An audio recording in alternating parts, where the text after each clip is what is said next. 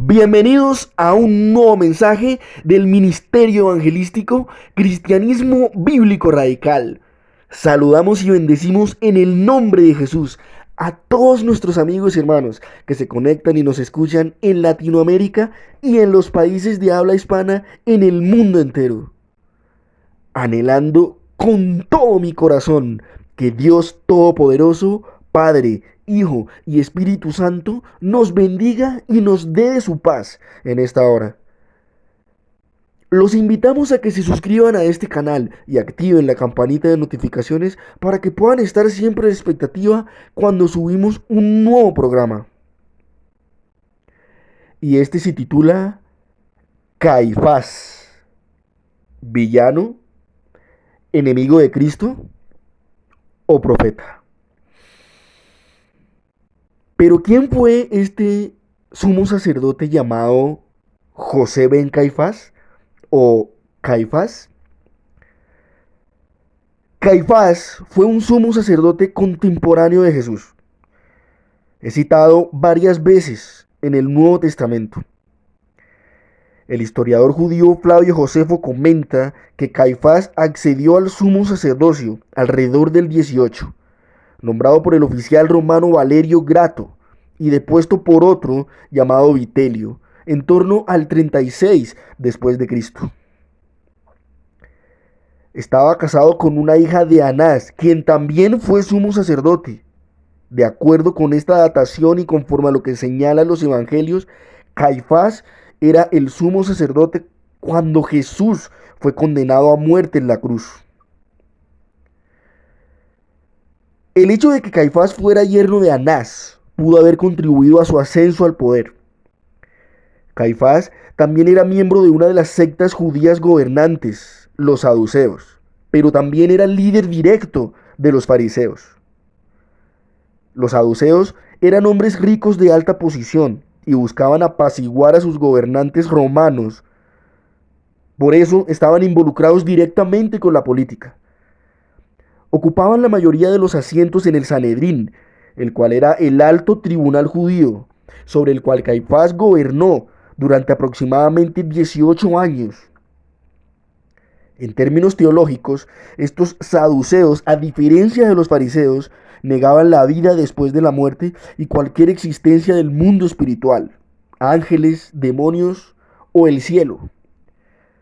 Por estas cosas estaban en desacuerdo con Jesús, ya que precisamente el Señor enseñaba estas cosas. Vamos a un poco de contexto histórico. La larga permanencia de Caifás en el sumo sacerdocio es un indicio más que mantenía unas relaciones muy cordiales con el Imperio Romano, y más específicamente durante la prefectura de Pilato, que era gobernador de Judea. En los escritos de Flavio Josefo se menciona en varias ocasiones los insultos de Pilato a la identidad religiosa judía y a las voces que se alzaban en protesta contra él. Caifás, que era el sumo sacerdote precisamente en ese momento, entre los que se quejaron de los abusos de Pilato, pone de manifiesto las buenas relaciones que había entre ambos. Esa misma actitud de cercanía y colaboración con la autoridad romana era la que se reflejaba también y la que aparece en los evangelios, en torno al proceso de Jesús y su condena a muerte en la cruz.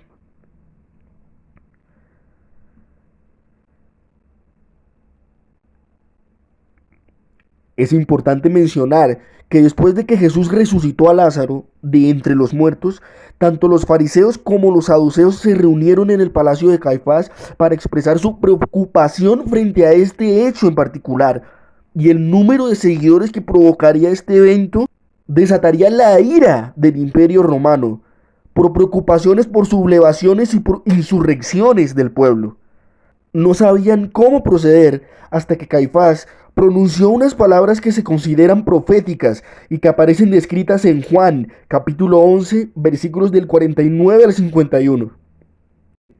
Entonces Caifás, uno de ellos, sumo sacerdote aquel año, les dijo: vosotros no sabéis nada, ¿Ni pensáis que nos conviene que un hombre muera por el pueblo y no que toda la nación perezca? Esto no lo dijo por sí mismo, sino que como era el sumo sacerdote de aquel tiempo, profetizó que Jesús debía morir por la nación. Esta declaración, pidiendo la muerte de Jesús no tan solo del primer ministro, sino de todo el movimiento, causó un cálculo de conveniencia política al mismo tiempo.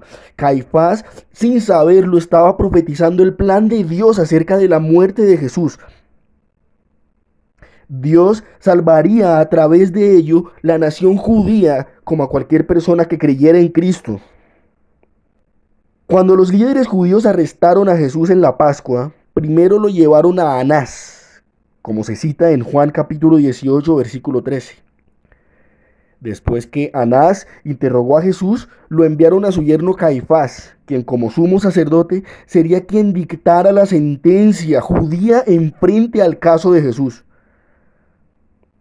Cuando Jesús compareció ante Caifás y todo el Sanedrín, se presentaron falsos testigos, pero no se encontró nada que justificara su sentencia de muerte.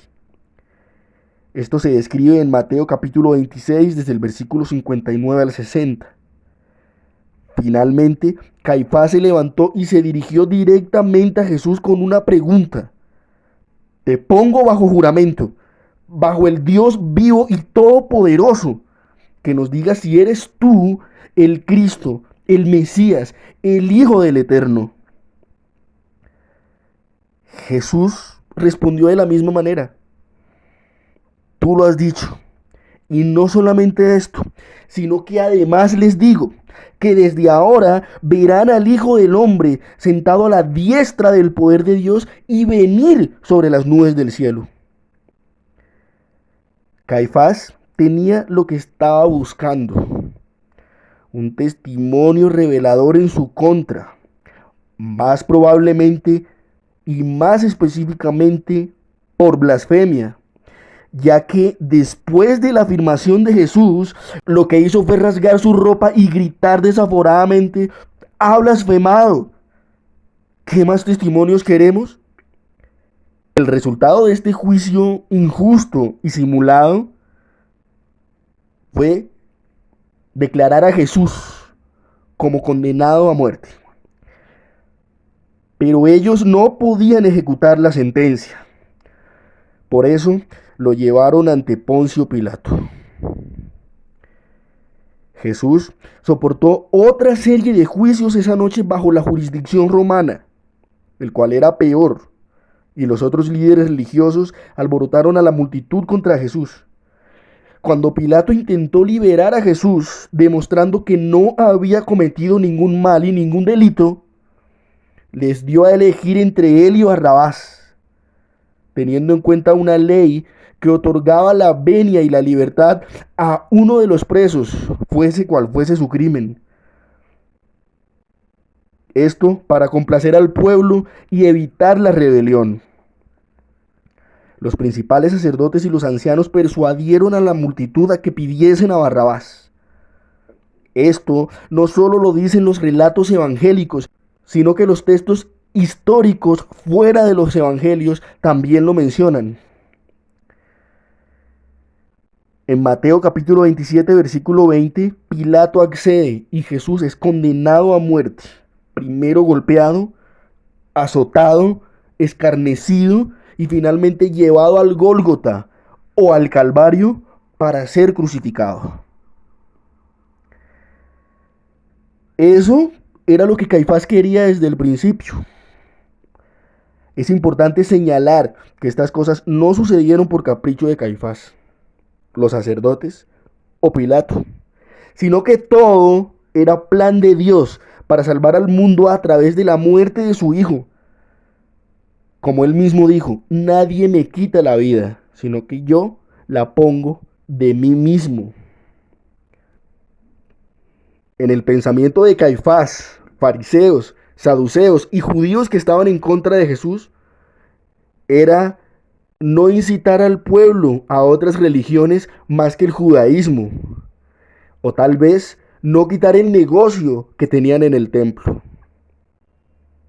Pero como sabemos, 3 días después Jesús resucitó de la tumba, cumpliendo las profecías, venciendo la muerte y animando a sus seguidores a compartir las buenas nuevas de salvación con miles de personas por todo el mundo. Aún así, Caifás continuó persiguiendo a los seguidores de Cristo. Recordemos que luego de la resurrección convenció a muchos soldados que no dijeran la verdad de lo que habían visto en la tumba. Incluso les pagó a sabiendas que lo que había podido haber sucedido era en realidad la resurrección del Hijo de Dios, el Mesías prometido desde hace muchos siglos a Abraham. Sin embargo, nada de lo que pudieron haber hecho, ni Caifás, ni fariseos, ni saduceos, ni todos los judíos, impidió la difusión del Evangelio y el crecimiento de la iglesia. La historia de Caifás finalmente es trágica. Se enfrentó a la realidad de quién era Jesús y sin embargo negó la verdad que estaba literalmente ante él. Como sumo sacerdote tenía riquezas, una posición honorable y el respeto de la gente, pero no tenía lo que realmente importa, la salvación de Jesucristo.